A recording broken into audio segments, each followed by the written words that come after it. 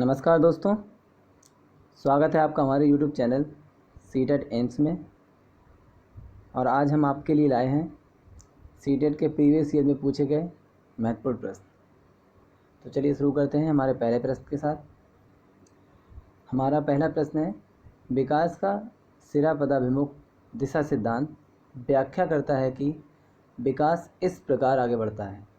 हमारे ऑप्शंस हैं, option A सामान्य से विशिष्ट कार्यों की ओर, ऑप्शन बी भिन्न से एकीकृत कार्यों की ओर, ऑप्शन सी सिर से पैर की ओर तथा ऑप्शन डी ग्रामीण से शहरी क्षेत्रों की ओर।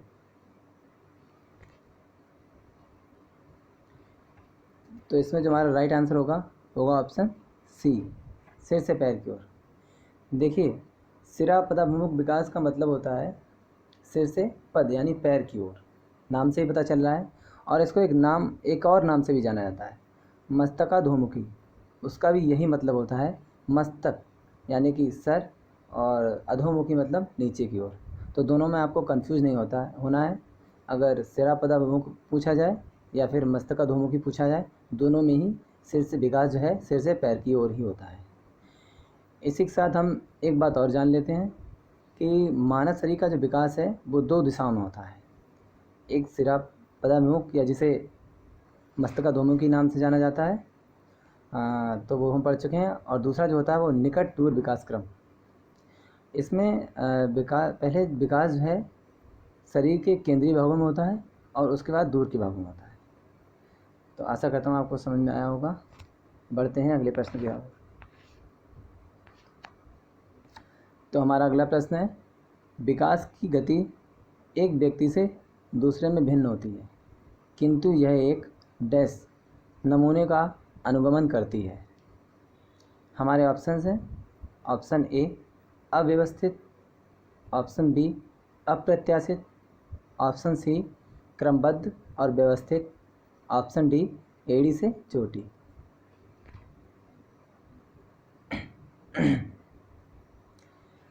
तो यहाँ पर हमारा जो राइट आंसर होगा ऑप्शन सी, क्रमबद्ध और व्यवस्थित। देखिए, बच्चा गर्भावस्था से पहले जाएगा शैशवावस्था में, शैशवावस्था से बाल्यावस्था में, और बाल्यावस्था जाएगा फिर किशोरावस्था में। तो एक तरह से ये विकास का क्रम चल रहा है, चाहे वो बच्चा इंडिया का हो, चीन का हो, जापान, अमेरिका कहीं का भी हो, सब में बच्चा गर्भावस्था के बाद शैशवावस्था में ही आएगा। ऐसा नहीं है कि गर्भावस्था से डायरेक्ट किशोरावस्था में पहुंच जाए। इसी प्रकार एक और तरीके समझ लेते हैं कि सबसे पहले बच्चा जो है घिसटता है अपने आप को, उसके बाद वो घुटनों के बल चलने लगता है, फिर धीरे से वो पैरों से चलने लगता है, उसके बाद दौड़ने लगता है। तो ऐसा कहीं नहीं होगा कि बच्चा घिसटते घिसटते डायरेक्ट भागने लगा हो। तो ये विकास का एक निश्चित क्रम होता है। तो हमारा जो राइट आंसर होगा वो ऑप्शन सी, क्रमबद्ध और व्यवस्थित। तो चलिए बढ़ते हैं अगले प्रश्न की ओर। हमारा अगला प्रश्न है, लिंग है। हमारे ऑप्शंस हैं, ऑप्शन ए जैविक सत्ता, ऑप्शन बी शारीरिक संरचना, ऑप्शन सी सहज गुण, ऑप्शन डी सामाजिक संरचना।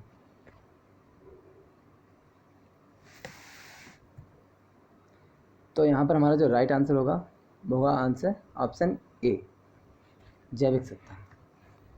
देखिए,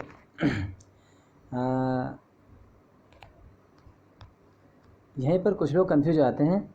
एक क्वेश्चन और आता है कि जेंडर है, तो जब जेंडर है की बात आएगी तो वो हमारा होगा ऑप्शन डी, सामाजिक संरचना। लेकिन यहाँ पर हमसे ये पूछा गया है कि लिंग यानी सेक्स है, जैविक सत्ता। देखिए, दोनों में हम अंतर समझ लेते हैं कि लिंग जो है हमारा वो बायोलॉजिकल टर्म है, यानी कि वो जन्म से ही डिफाइन होता है, उसे बदल नहीं सकते।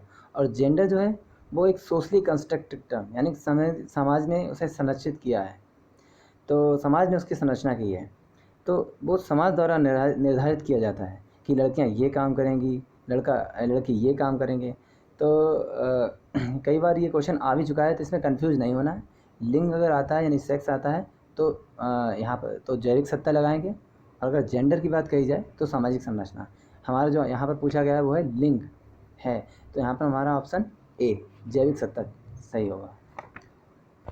तो चलिए बढ़ते हैं अगले प्रश्न की ओर। हमारा अगला प्रश्न है, भाषा और विचार के संबंधों की चर्चा में अग्रणी हैं?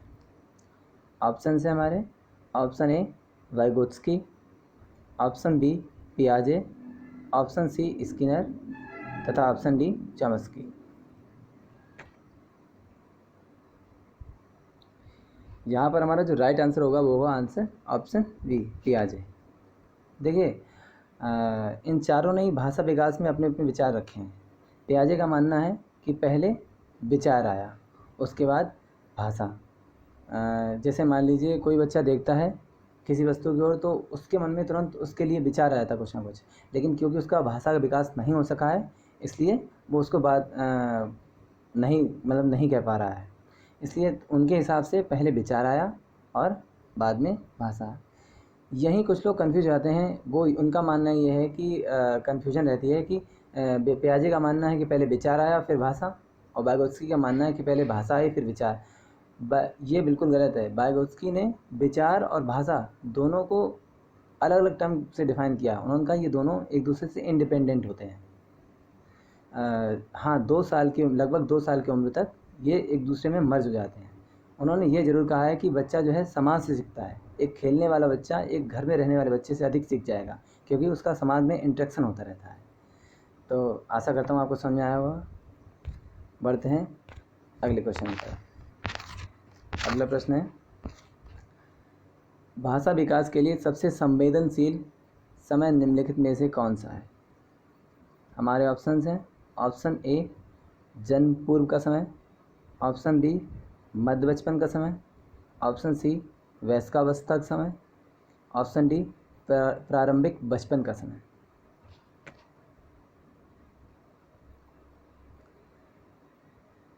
तो यहाँ पर हमारा जो राइट आंसर होगा वो होगा ऑप्शन डी प्रारंभिक बचपन का समय। ये स्टेज ऐसी होती है जब बच्चा डेली लगभग 50 सेंटेंस रोज सीखता है। बढ़ते हैं अगले क्वेश्चन की तरफ। हमारा अगला क्वेश्चन है, भारत में अधिकांश कक्षाएं बहुभाषी होती हैं और इसे शिक्षक द्वारा डैश के रूप में देखा जाना चाहिए। ऑप्शंस हैं, ऑप्शन ए समस्या, ऑप्शन बी संसाधन, ऑप्शन सी बाधा तथा ऑप्शन डी परेशानी। तो यहाँ पर हमारा जो राइट आंसर होगा वो होगा ऑप्शन बी संसाधन। ठीक है, तो बढ़ते हैं अगले क्वेश्चन की तरफ। हमारा अगला क्वेश्चन है, कोलबर्ग ने प्रस्तुत किए हैं। ऑप्शन ए शारीरिक विकास के चरण, ऑप्शन बी संवेगात्मक विकास के चरण, ऑप्शन सी नैतिक विकास के चरण तथा ऑप्शन डी संज्ञानात्मक विकास के चरण। तो यहाँ पर हमारा जो राइट आंसर होगा वो होगा ऑप्शन सी नैतिक विकास के चरण। कोलबर्ग ने 3 स्तर बताए हैं नैतिक विकास के। पहला है पूर्व परंपरागत स्तर, दूसरा है परंपरागत स्तर तथा तीसरा है परापरंपरागत स्तर। बढ़ते हैं अगले क्वेश्चन की तरफ। हमारा अगला क्वेश्चन है, सीखना ऑप्शन है, ऑप्शन ए संवेगों से क्षीण संबंध रखता है, ऑप्शन बी सीखने वाले के संवेगों को से स्वतंत्र है, ऑप्शन सी सीखने वाले के संवेगों से प्रभावित होता है तथा ऑप्शन डी है सीखने वाले के संवेगों से प्रभावित नहीं होता है। तो यहाँ पर हमारा जो राइट आंसर होगा वो होगा ऑप्शन सी सीखना सीखने वाले के संवेगों से प्रभावित होता है। हमारे इमोशंस जो हैं वो हमारी लर्निंग पर इफ़ेक्ट डालते हैं। तो बढ़ते हैं नेक्स्ट क्वेश्चन की तरफ। हमारा नेक्स्ट क्वेश्चन है, बच्चों में ज्ञान की रचना करने और अर्थ का निर्माण करने की क्षमता होती है। इस परिप्रेक्ष्य में एक शिक्षक की भूमिका है। हमारे ऑप्शंस हैं, ऑप्शन ए संप्रेषक और व्याख्याता की, ऑप्शन बी है सुगमकर्ता की, ऑप्शन सी है निर्देशक की तथा ऑप्शन डी है तालमेल बैठाने वाले की। तो यहाँ पर हमारा जो राइट आंसर होगा वो होगा ऑप्शन बी, सुगमकर्ता।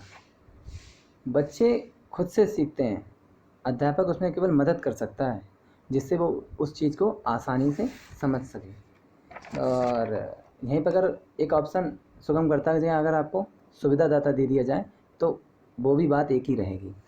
देखिए व्याख्याता, और यहाँ पर जो हमारा पहला ऑप्शन दे रखा है व्याख्याता, तो व्याख्याता का मतलब क्या होता है कि क्लास में अध्यापक आया और उसने किसी चीज़ की व्याख्या कर दी, तो उसने ये नहीं समझा कि किस बच्चे को समझ में आया या किसको नहीं आया, क्योंकि हर बच्चे की भिन्न भिन्न क्षमताएं होती हैं, तो व्याख्या करने से क्लियर नहीं होता है। और इसी तरह से निर्देशक का मतलब होता है कि उसने किसी चीज़ को डायरेक्ट कर दिया कि आपको ये ऐसे करना है, वो ऐसे करना है, एक तरह से थोपना हो गया। तो बच्चों के साथ ऐसा बिल्कुल नहीं करना है, उन्हें केवल उनके काम में मदद करना है। वो खुद से उत्सुक होते हैं किसी कार्य को करने के लिए, तो बस उनके काम में उन्हें सुविधा पहुँचाना है ताकि वो अच्छे से सीख सकें और जल्दी से सीख सकें। तो यहाँ पर हमारा हो जाएगा सुगमकर्ता बी। और एनसीएफ 2005 भी हमारी यही कहती है कि शिक्षक जो है वो एक सुविधादाता का कार्य करता है। आशा करता हूँ आपको समझ में आया होगा। बढ़ते हैं अगले क्वेश्चन की तरफ। हमारा अगला क्वेश्चन है प्रकृति पोषण विवाद में प्रकृति से क्या अभिप्राय है। तो हमारे जो ऑप्शंस हैं, ऑप्शन ए जैविकीय विशिष्टताएं या वंशानुक्रम सूचनाएं, ऑप्शन बी है एक व्यक्ति की मूल वृत्ति, ऑप्शन सी है भौतिक और सामाजिक संसार की जटिल संगतियाँ, तथा ऑप्शन डी है हमारे आसपास का वातावरण।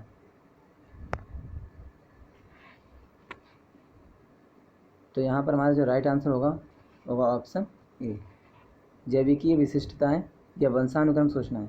देखिए प्रकृति पोषण विवाद को नेचर नर्चर डिबेट के नाम से जाना जाता है। देखिए प्रकृति जो होती है वो हमें हमारी हेरिडिटी को बताती है कि हमारे वंश को डिफाइन करती है कि अगर हमारे जैसे माता पिता से जो जीन्स मिले हैं वो चेंज नहीं हो सकती। प्रकृति एक तरह से स्थिर होती है।